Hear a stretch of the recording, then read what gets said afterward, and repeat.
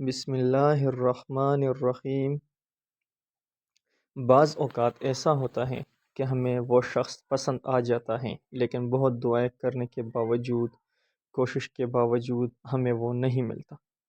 پھر ہمارے ذہن میں یہ سوال آتا ہے کہ جب یہ شخص میرے نصیب میں نہیں تھا تو اللہ نے اسے مجھ سے کیوں ملوایا؟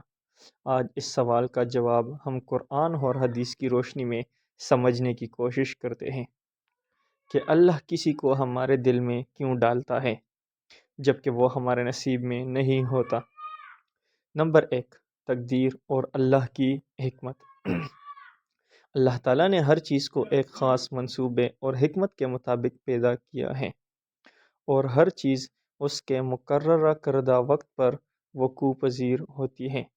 قرآن میں ارشاد ہے، بے شک ہم نے ہر چیز کو ایک مقررہ انداز تقدیر سے پیدا کیا ہے۔ سورہ قمر آیت نمبر 49۔ اس آیت سے ہمیں معلوم ہوتا ہے کہ جو کچھ بھی ہماری زندگی میں ہوتا ہے وہ اللہ کے حکم اور اس کی حکمت کے مطابق ہوتا ہے، چاہے ہمیں اس وقت سمجھ نہ آئے۔ نمبر 2، کسی چیز کا خیال آنا آزمائش ہو سکتا ہے۔ کسی کے بارے میں دل میں خیال آنا ایک آزمائش بھی ہو سکتا ہے تاکہ اللہ ہمیں صبر اور استقامت کا درس دے۔ قرآن میں اللہ تعالیٰ فرماتے ہیں، اور ہم ضرور تمہیں آزمائیں گے، کچھ خوف، بھوک، مال اور جانوں کے نقصان اور پلوں کی کمی سے، اور صبر کرنے والوں کو خوشخبری دے دو۔ سورہ بقرہ آیت نمبر 155۔ یہ آیت واضح کرتی ہے کہ دنیا میں مختلف چیزوں سے آزمائش آتی ہے، اور کسی شخص کا خیال آنا بھی ہمارے جذبات کی ایک آزمائش ہو سکتی ہے۔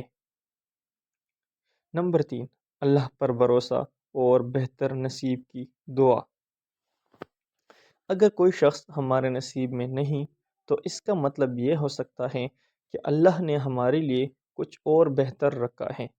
بعض اوقات ہم کسی چیز کو پسند کرتے ہیں لیکن وہ ہمارے لیے بہتر نہیں ہوتی۔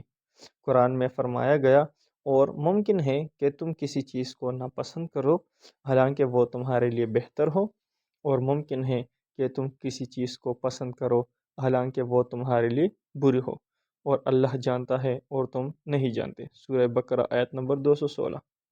اس آیت سے ہمیں یہ معلوم ہوتا ہے کہ اللہ ہمارے مستقبل کو ہم سے بہتر جانتا ہے، اور وہی فیصلہ کرتا ہے کہ ہمارے لیے کیا اچھا ہے۔ نمبر 4، دعا اور تعلق باللہ۔ نبی کریم صلی اللہ علیہ وآلہ وسلم نے ہمیں سکھایا کہ اگر کسی چیز کے بارے میں شک ہو یا دل میں تذبذب ہو تو استخارہ کرے اور دعا کرے کہ اللہ ہمیں وہی عطا کرے جو ہمارے لیے بہتر ہو۔ حضرت جابر بن عبداللہ رضی اللہ تعالیٰ عنہ سے روایت ہے کہ رسول اللہ صلی اللہ علیہ وآلہ وسلم ہمیں تمام معاملات میں استخارہ سکھاتے، جیسے قرآن کی کوئی سورت سکھاتے تھے۔ نبی کریم صلی اللہ علیہ وآلہ وسلم نے فرمایا، جب تم میں سے کوئی کسی معاملے میں پریشان ہو تو 2 رکعت نفل نماز پڑھ کر یہ دعا کرے، اللہم انی استخیرک بعلمک واستقدرک بقدرتک واسألک من فضلک العظیم۔ صحیح بخاری کی حدیث ہے 1162 نمبر۔ یہ دعا ہمیں سکھاتی ہے کہ ہر چیز کے لیے اللہ سے رجوع کرنا چاہیے، اور اگر کوئی چیز ہمارے حق میں بہتر نہیں تو اللہ ہمیں اس سے بچا لے گا۔ نمبر 1، اللہ کے منصوبے ہماری سوچ سے بہتر ہے، اور وہی جانتا ہے کہ ہمارے لیے کون اچھا ہے اور کون نہیں۔ نمبر 2، کسی کا دل میں آنا ایک آزمائش ہو سکتی ہے تاکہ ہم صبر اور اللہ پر بھروسہ سیکھیں۔ نمبر 3، اگر کوئی ہمارے نصیب میں نہیں تو یقین رکھنا چاہیے کہ اللہ نے ہمارے لیے بہتر چیز مقرر کر رکھی ہے۔ نمبر 4، دعا اور استخارہ کرنا بہترین راستہ ہے تاکہ ہم اپنی خواہشات کو اللہ کی مرضی کے مطابق ڈال سکیں۔